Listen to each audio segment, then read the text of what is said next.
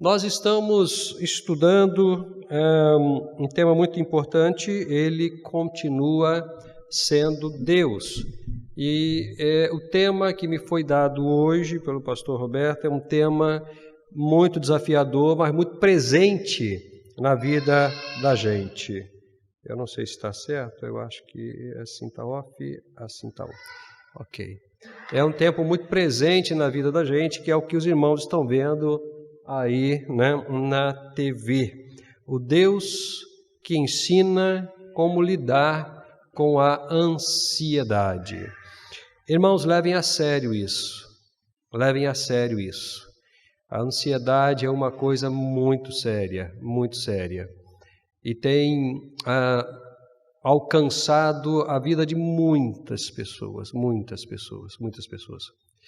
A gente tem a ansiedade e a depressão, que são quase irmãs gêmeas, caminhando no nosso meio, em nossas casas, em nossas vidas.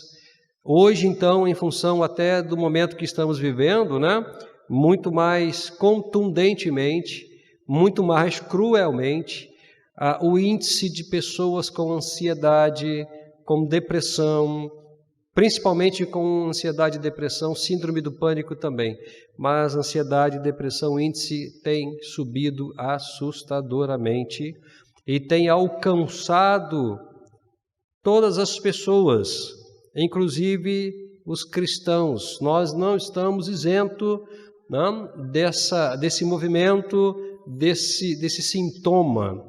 E muitas das vezes, irmãos, levados pela ansiedade, nós acabamos cometendo alguns equívocos que não deveríamos cometer, até porque nós precisamos entender, à luz da Escritura Sagrada, né, o que de fato nós temos da parte de Deus para trabalhar a ansiedade. Eu tenho conversado com muita gente, né, e basicamente, nós temos discutido muito, conversado muito, atendido muito.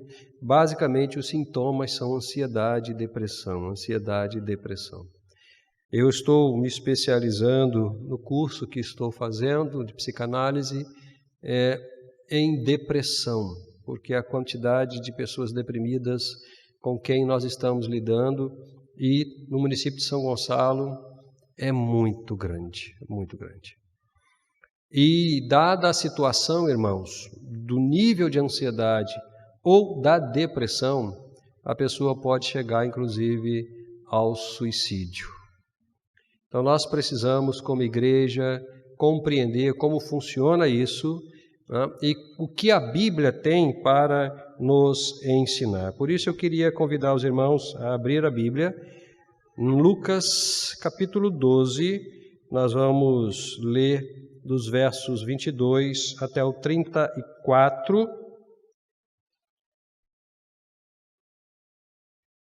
Na minha versão, ao meio do século 21, Roberto faz aniversário, é o que ganha presente. Ganhou uma Bíblia nova, a minha já estava caidinha, tadinha, né? Deixando pele nos bancos da igreja, né? Vamos ler então Lucas, capítulo 12, versos 22 até o 34, nos diz assim: E disse aos discípulos: Por isso vos digo, não fiqueis ansiosos quanto à vossa vida, com o que comereis, nem quanto ao corpo, com o que vestireis. Pois a vida é mais do que o alimento, e o corpo mais do que as roupas. Olhai os corvos, que não semeiam nem colhem, não têm despensa nem celeiro, contudo Deus os alimenta. E vós valeis muito mais do que as aves. Qual de vós, por mais ansioso que esteja, pode acrescentar uma hora à duração de sua vida? Se não podeis fazer nem as coisas mínimas, por que estáis ansiosos pelas outras? Olhai como crescem os lírios, não trabalham nem tecem, mas eu vos digo que nem mesmo Salomão, em toda a sua glória, vestiu-se como um deles. Se Deus veste assim a planta que hoje está no campo e amanhã é jogada no forno, quanto mais a vós, homens de pequena fé. Portanto, não fiqueis preocupados se tereis o que comer ou o que beber, porque as pessoas do mundo procuram todas essas coisas, mas vosso Pai sabe que precisais dela.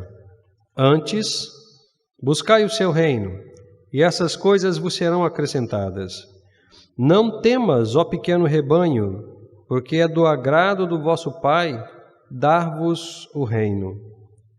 Vendei vossos bens e dai esmolas, fazei bolsas que não envelheçam, tesouro no céu que jamais acabe, onde o ladrão não chega e a traça não destrói. Porque onde estiver o vosso tesouro, aí estará também o vosso coração. Vamos orar. Deus, nós nos entregamos mais uma vez em Tuas mãos, pedindo que o Senhor nos ajude nesse tempo de reflexão, em nome de Jesus. Amém, Senhor. Amém. Antes de nós entrarmos propriamente dita no tema, eu queria observar com os irmãos uma questão muito interessante nesse texto que nós acabamos de ler. Não sei se os irmãos prestaram atenção que há nesse texto um desafio muito grande para nós vivermos sem ansiedade num mundo de ansiedade. O que é interessante é que o texto vem dando algumas informações, né? Dizendo às aves, às plantas, vocês são mais importantes, vocês não precisam se preocupar com o que vão comer, com o que vão beber, com o que vão vestir, porque vosso Pai Celestial sabe, né, que vocês precisam disso e Ele vai suprir as necessidades de vocês. Então o texto diz para a gente num primeiro momento que todas essas questões necessárias à nossa existência nós teremos. Mas logo depois, no verso 33, o texto diz: vendam aquilo que vocês têm. Mas eu orei, eu pedi, o Senhor acabou de dizer que eu sou mais importante do que as aves e do que os lírios. O Senhor disse que vai me dar, e agora o Senhor está dizendo para eu vender. Vendam e distribuam com os pobres aqui o resultado da venda de vocês. É muito interessante. E além disso, ele diz o seguinte: não vivam nessa dimensão humana, não vivam nessa dimensão dos bens, busquem em primeiro lugar o reino de Deus. E todas as coisas vos serão acrescentadas. O que eu consigo entender disso aqui, irmãos, e a gente conversava ontem aqui, né, na reunião do conselho, é que quando você recebe de Deus e você distribui aquilo que você recebe, há quem tem necessidade, mas de Deus você tem. É um ciclo. É um ciclo. Você recebe para dar, recebe para dar, recebe para dar, de forma que nunca falta nada para você, nem para as pessoas que necessitam. Por isso nós precisamos, para vencer a ansiedade em um primeiro momento, ter um coração completamente desprendido dos bens materiais. Eu acho que muitas das vezes nós sofremos, nos entristecemos, e eu tenho pensado bastante sobre isso, porque nós colocamos a direção da nossa vida nas questões materiais ou mesmo nas questões posicionais. Isso acontece muito dentro da igreja. Nós colocamos a nossa vida, a nossa dedicação nas atividades que o ministério precisa fazer, ou seja, na agenda. E toda agenda sofre do problema de uma eventual frustração. A gente sabe que às vezes as coisas não acontecem da forma que nós gostaríamos que acontecesse. Nós fizemos a agenda do ano passado, fizemos a agenda desse ano, não conseguimos cumprir absolutamente nada. Porque as coisas não acontecem da forma como nós pensamos. Existem elementos à margem que vão se somando e vão administrando e direcionando, né, as nossas vidas. E aí nós nos entristecemos, nos frustramos. Mas quando nós entendemos que, de fato, o que nós precisamos é colocar a nossa vida, a nossa disposição de vida, a nossa crença na pessoa de Jesus, no cumprimento da vontade de Jesus, seja ela qual for, aonde for, aí de fato nós teremos do lado de cá, da nossa existência material, nas nossas questões básicas de sustentação, todas as providências, inclusive para ajudar as pessoas que precisam.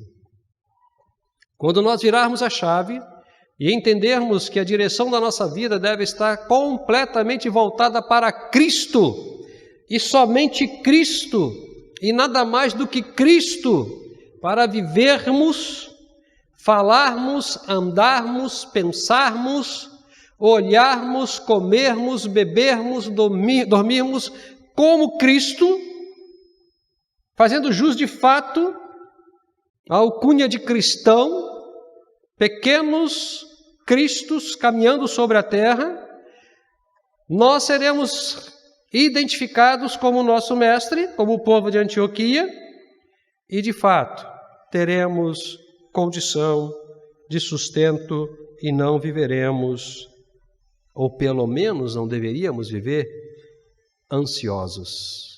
Não deveríamos viver ansiosos.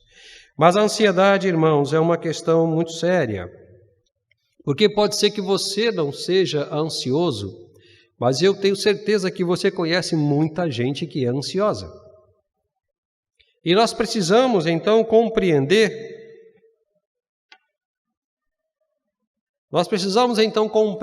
o que é ansiedade, quais são os elementos que podem promover a ansiedade e qual a resposta bíblica para isso.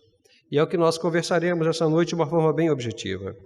Eu tenho ali para os irmãos duas definições de ansiedade. Uma um pouco maior, eu não vou lê-la, isso vai ficar no Face da igreja, depois os irmãos poderão ler com mais calma, mas eu queria destacar a que está embaixo, a que está a número 2, dizendo que a ansiedade é uma preocupação interna, excessiva, persistente. É também um medo de situações cotidianas que podem gerar a ocorrência de uma frequência cardíaca elevada, uma respiração muito rápida, a sudorese, que é o suor intenso, e a sensação de cansaço. Não sei se você já experimentou isso. Eu já experimentei. Penso que muitas pessoas também já experimentaram isso. Estas características, taquicardia, respiração ofegante, a sudorese, o suor constante, não? Aquela pessoa que não consegue parar de suar em hipótese alguma, e o cansaço exagerado, são sintomas da ansiedade. Pois bem, a Bíblia reconhece estas questões da vida do ser humano, e ela tem alguma coisa a dizer sobre isso. Na Bíblia nós encontramos, e eu pesquisei alguns psicólogos, psicanalistas e psiquiatras cristãos, na Bíblia nós encontramos pelo menos 2 tipos de ansiedade. Aquela que nós chamamos de ansiedade normal e aquela que a gente chama de ansiedade neurótica ou uma aflição. A ansiedade normal, irmãos, todos nós em algum momento já experimentamos. Ela geralmente tem relação direta com o problema. Não tem nenhum problema você ter, desculpe a redundância, né? Você ter ansiedade normal. É a mesma coisa que ter o medo normal. Existe o medo patológico e existe o medo normal. O medo normal faz parte do nosso instinto de autopreservação. Se eu sei que ali na esquina tem um grupo de marginais, eu não vou passar por lá, eu vou me preservar, vou passar por outro caminho. Isso faz parte, inclusive, da minha inteligência, da capacidade que eu tenho de cuidar de mim mesmo, capacidade dada por Deus. A ansiedade normal, ela é inclusive salutar, é algo que todos nós experimentamos de vez em quando existe um perigo, uma situação, né?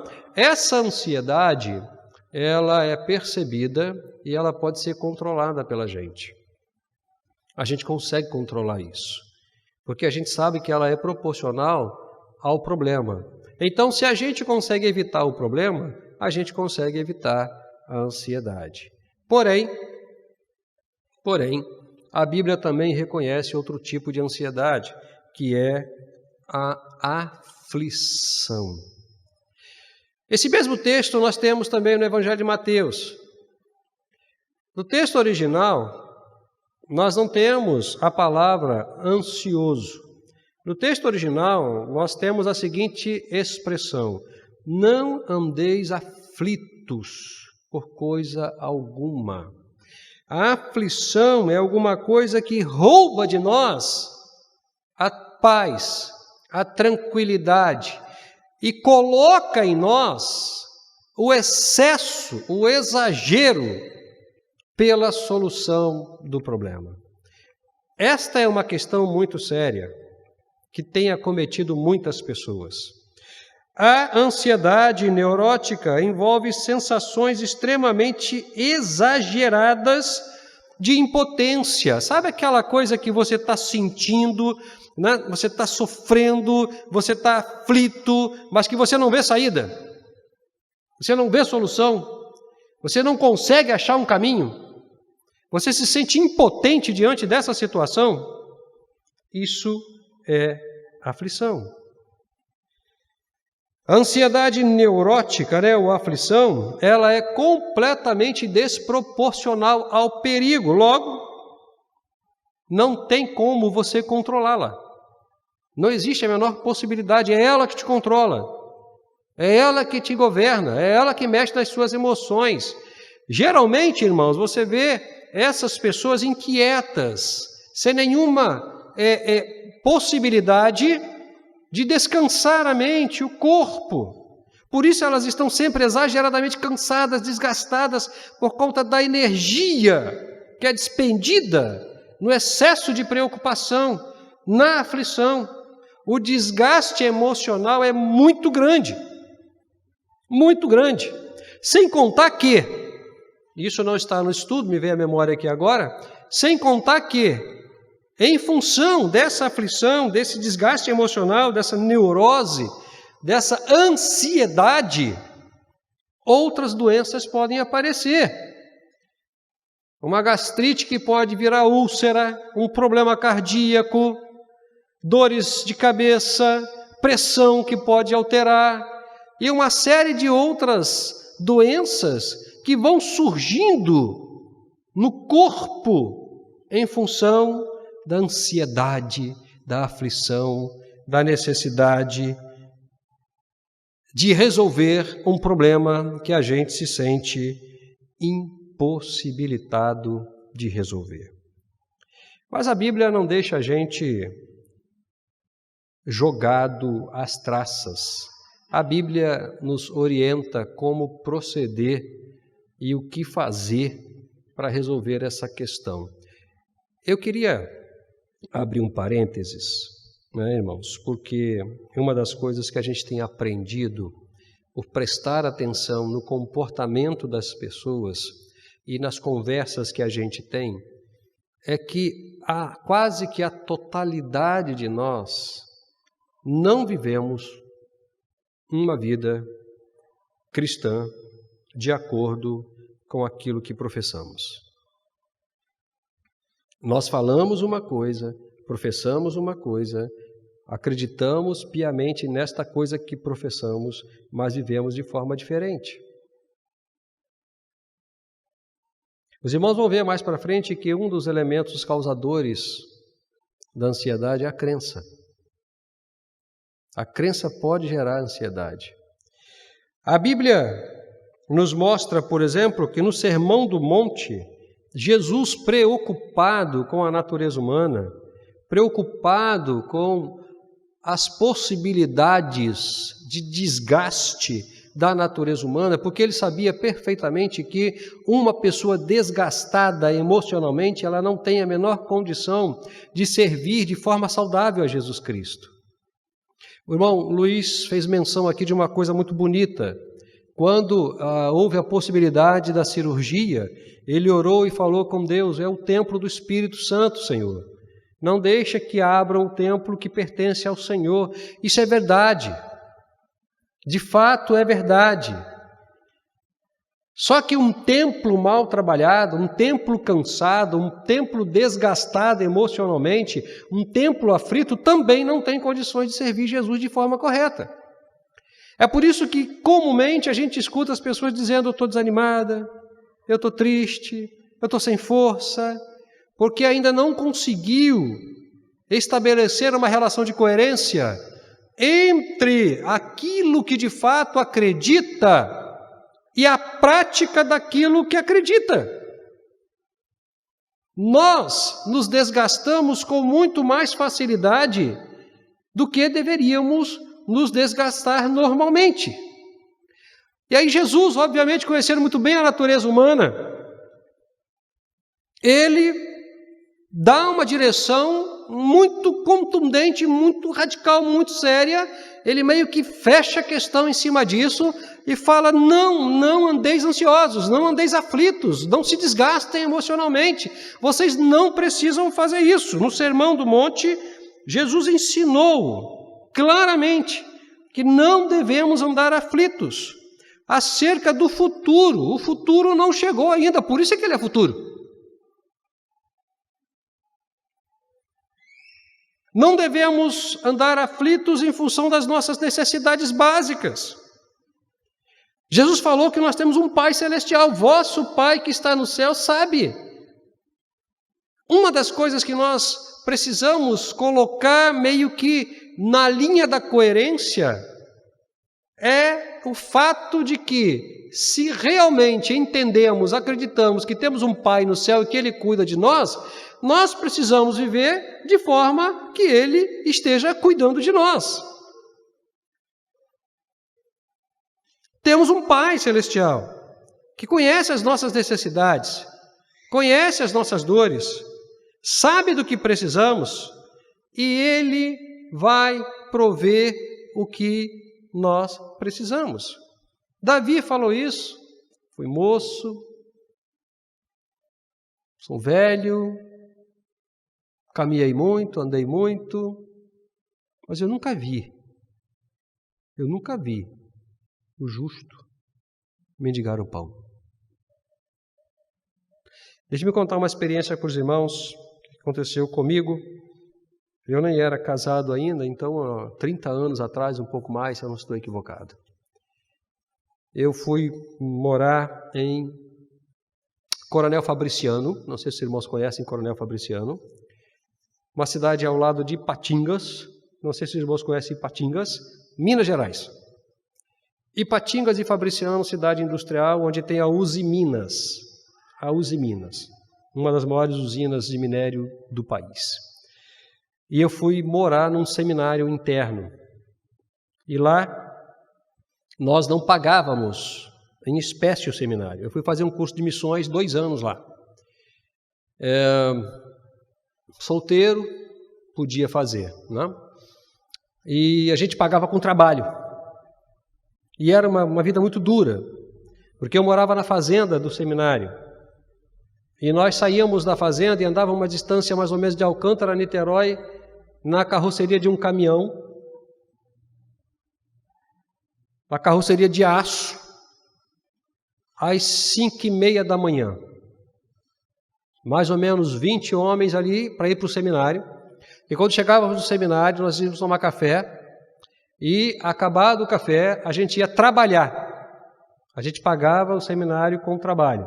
Então, nós tínhamos a laje, onde a gente fazia vigas de laje pronta, tinha a fábrica de sabão, tinha a horta e outras coisas mais, né? Os serviços mais pesados ficavam para os homens. E assim que a gente chegava lá igual quartel, né? Já estava tudo pronto, aonde a gente ia trabalhar. E eu fui escalado para trabalhar na laje.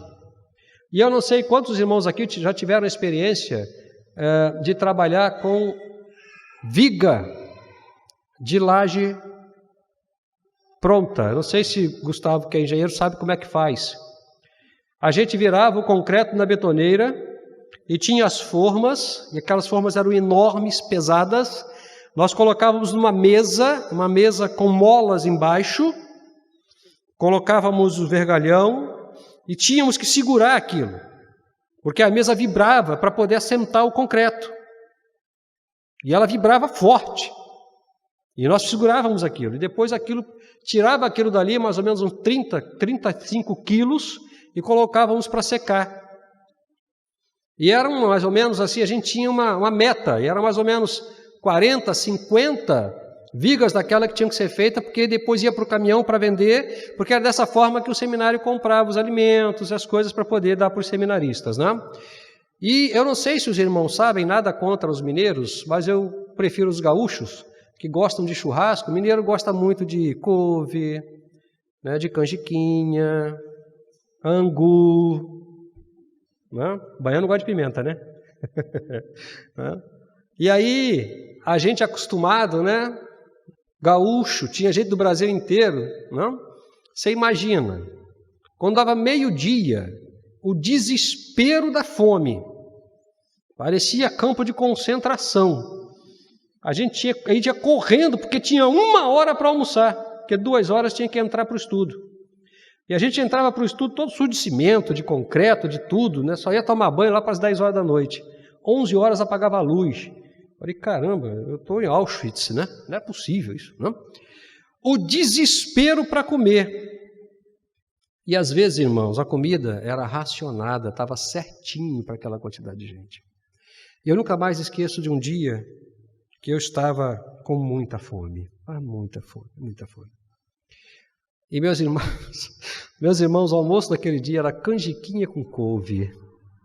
Falei, Jeová, nem um pão para roer. E aí, aquele pratinho simplesinho e tal, né? Vai lá, come e tal. Mas eu não estava mais aguentando. Eu sentei no chão, irmãos, chorei. Falei, Deus, eu não vou conseguir. Eu vou passar mal. Eu não tenho condições de voltar para o trabalho ou voltar para os estudos. Não tenho condições. Eu já suava, já estava suando.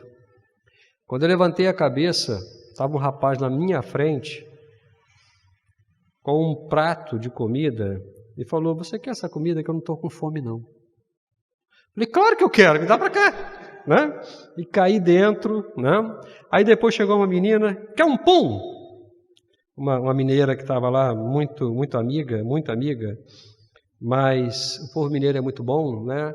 Aquela noite até nós fizemos o aniversário do bichinho de estimação dela, e o bichinho de estimação dela era uma barata que ela guardava dentro da caixa de fósforo, né?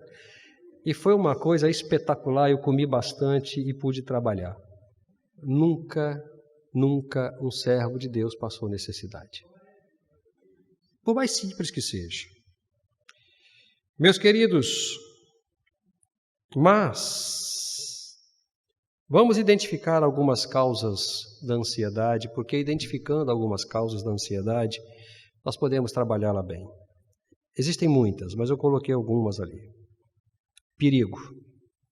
Nós vivemos numa zona de perigo. São Gonçalo é uma zona de perigo. Crimes, guerras, doenças inexplicáveis e inesperadas podem causar ansiedade. Ali, eu não sei se os irmãos estão conseguindo ver nesse pretinho aqui, né? Tem a famosa imagem da morte, não? Não é fácil, irmãos, nos separarmos de alguém que amamos. Nós perdemos o irmão Francisco há um tempo atrás, a igreja toda ficou muito triste, muito triste. O medo é um fator que pode produzir também ansiedade. Muitas pessoas ainda não conseguem viver sem medo. E eu estou falando do medo-fobia. Crenças, irmãos. Eu disse para os irmãos que nós chegaríamos aqui. A forma como as pessoas acreditam em Deus pode trazer tranquilidade ou ansiedade. Há uns anos atrás eu fui chamado numa casa de uma pessoa, porque aquela casa estava em conflito, uma casa de pessoas crentes, e eu fui correndo para lá para ver o que estava acontecendo. Quando eu cheguei lá, 2 irmãos estavam brigando muito. Eles eram membros de uma igreja ultra, hiper, mega radical. Aquelas igrejas que a pessoa, para ir na padaria, tem que botar terno, gravata, chapéu e guarda-chuva. Não pode usar perfume, não pode usar roupa colorida, E os irmãos sabem muito bem o que eu estou falando. Mas a menina queria sair dessa igreja e ir para uma outra igreja. E o irmão dela, completamente fanático, começou a ameaçá-la de morte, dizendo: você é igual o cão que está voltando para o vômito, Deus vai te matar, a igreja vai te perseguir. E aquela menina entrou numa crise tão grande, desesperada, que ela realmente tentou se matar. Eu tenho visto que muitas pessoas são muito radicais, muito duras consigo mesma e com os outros irmãos por aquilo que acreditam. Não são flexíveis. Criaram uma imagem de um Deus muito cruel, muito radical, muito duro, com uma ética muito impossível.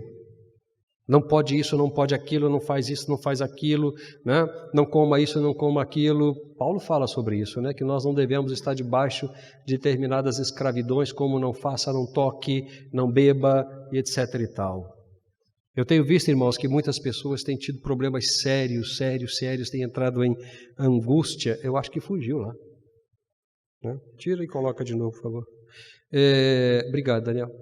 Justamente porque tem que ser o que elas acreditam, do jeito que elas acreditam, da forma que elas acreditam, e se ninguém acreditar daquela forma, estão todos errados, e quando a gente questiona, a fuga é: Deus falou comigo. Isso é muito duro, muito difícil. Eu tenho escutado pessoas dizendo assim: eu não quero trabalhar com fulano, Deus não tocou no meu coração para andar com Beltrano. A crença pode ser um fator que gera ansiedade. A forma como nós pensamos Deus pode nos libertar ou nos escravizar. Assim, o conflito seria a última, né, do quadrinho que nós temos, né?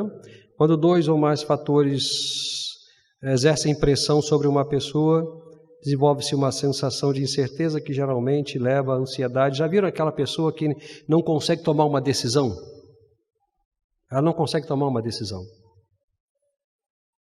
Se eu fizer assim, pode acontecer isso. Se eu fizer dessa forma, pode acontecer aquilo. Não sei o que fazer. Se vou para lá, se vou para cá. Não tenho a menor ideia do que fazer. E daqui a pouco a pessoa está num nível de estresse, de ansiedade, de angústia, de aflição, que ela realmente não vai conseguir resolver absolutamente nada. Não vai. Não vai. Ok. Então, irmãos, encerrando, o que fazer de acordo com o que Jesus nos ensinou? Jesus conhece tudo isso que nós acabamos de conversar. Conhece tudo. E até mais do que nós acabamos de informar. Mas a orientação dele para a gente e a orientação de alguns profissionais para quem vive em ansiedade são essas aí. Primeiro, confie seriamente em Deus. Não brinque de confiar em Deus, confie de verdade. Confie de verdade. Os irmãos estavam aqui domingo, não sei se todos estavam aqui domingo, quando eu falei que eu recebi uma ligação de uma pessoa que está acompanhando uma senhora que está num estado muito difícil no hospital, quase em estado, né, de óbito. E perguntaram para aquela senhora, né? O pastor perguntou para aquela senhora, né? A senhora está em paz para morrer? E ela disse não. E a pessoa me ligou e falou: Eduardo, é possível um crente ter medo da morte? Eu disse: é possível. Assim, irmãos, está assim. Porque não confia seriamente em Deus. Ou aquilo que crê é diferente daquilo que vive. Irmãos, confiar em Deus é entregar plenamente a vida para Deus e viver, por exemplo, como Abacuque. Se eu tiver, é bênção; se eu não tiver, é bênção. É viver como Paulo. Se eu estou vivo, é para a glória de Deus; se eu estou morto, é para a glória de Deus. É se desvincular completamente, irmãos. E eu não estou dizendo que nós não precisamos valorizar a vida, nem os bens da vida, absolutamente. Nós estamos falando num outro nível, que é o nível do cuidado da ansiedade, mas é se desvincular completamente de tudo aquilo que pode gerar ansiedade. Eu conheci um missionário americano que não jogava videogame, em hipótese alguma. E eu perguntei, por que você não joga videogame? Nem com o filho dele. E ele me disse, sabe por quê, Eduardo? Porque eu sou muito ansioso. Se eu for jogar videogame, eu vou ficar extremamente ansioso e daqui a pouco eu vou quebrar o videogame, eu vou brigar com meu filho, então eu não jogo. Controle, domínio próprio. Ele conhecia os limites dele.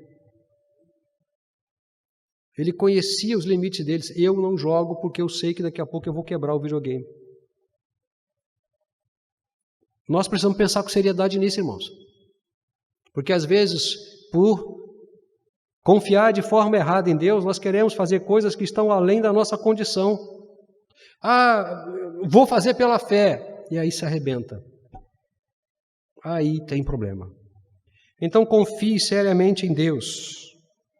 Segundo, aprenda a enfrentar as causas da ansiedade antes mesmo que surjam ou no momento em que aparecem com os seguintes procedimentos. Reconheça os seus medos e inseguranças assim que surgirem. Você não é super-homem.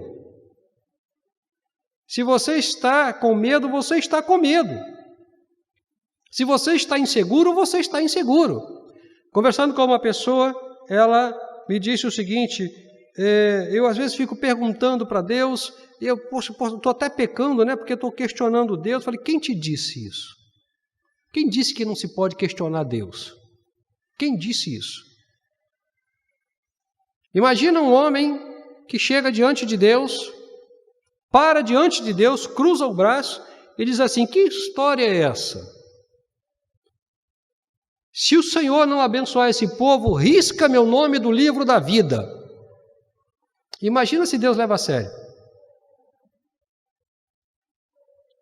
Moisés, que história é essa? O Senhor vai lá no Egito, tira o povo, traz para cá e diz que não vai caminhar mais com a gente?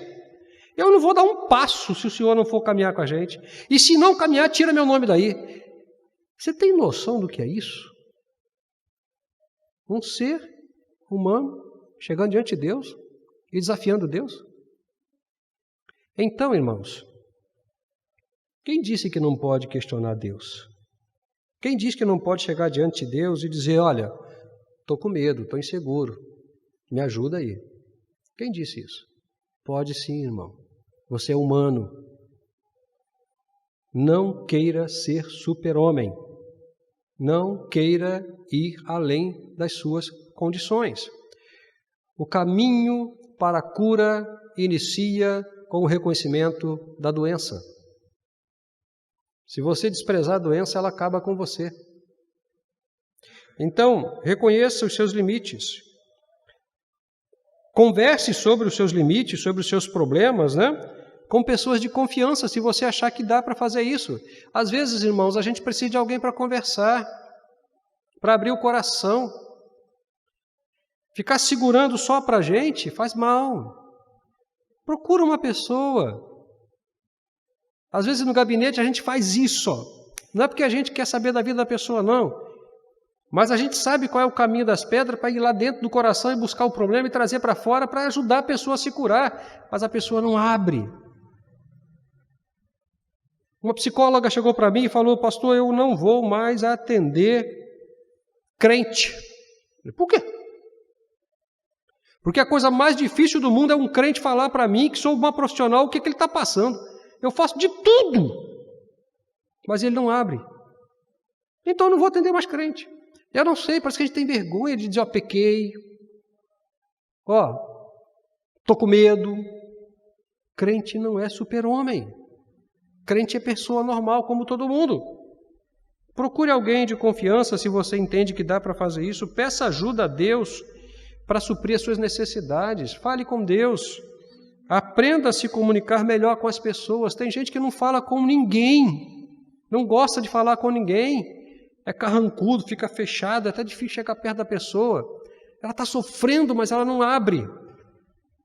Irmãos, a igreja é uma comunidade terapêutica. A igreja é uma comunidade de cura. Nós nos curamos amorosamente. É importante que nós nos comuniquemos corretamente, que a gente abra o coração, que a gente confie nas pessoas, que a gente busque ajuda. Lembra de Paulo aos Coríntios? No meio de vocês tem muitos doentes. Muitos doentes. E não é diferente em nossas igrejas, irmãos. Não é diferente. Irmãos, eu estou atendendo 12 pessoas. 12 pessoas. Todas são crentes. Todas são crentes. Não é diferente. Temos muitas pessoas doentes em nosso meio. E graças a Deus que estão aqui. Porque aqui é uma comunidade de cura. Por fim, mantenha as coisas na perspectiva certa. O modo como nós avaliamos uma situação depende em grande parte de nossa perspectiva ou do ponto de vista. Meu irmão, aquilo que você está olhando é aquilo que você está olhando. Não invente alguma coisa. Não diga o contrário daquilo que está acontecendo. Seja honesto com a sua perspectiva. Eu não estou bem. Eu estou com um problema. Eu não confio em Deus. Não tenha vergonha disso, irmãos. Não tenha.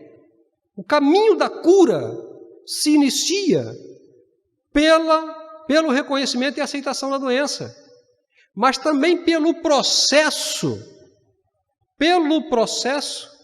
da compreensão de que nós precisamos de ajuda. Nós precisamos de ajuda. Então, meu querido, se você de fato quer obedecer à orientação de Jesus, não andeis ansiosos, não andeis aflitos, preste atenção no que está acontecendo com você, nas suas emoções, nos seus sentimentos, os sintomas que estão acontecendo, a dor de cabeça, o suor, a inconstância emocional, o choro constante, a depressão, porque nós estamos sujeitos a isso. E caminhe na direção do cumprimento da vontade de Deus. Porque com certeza, Deus hoje e sempre nos ensinará a cuidar das nossas ansiedades e outras coisas que nos acometem. Que o Senhor nos abençoe, nos proteja e nos dê a graça de sermos cristãos saudáveis.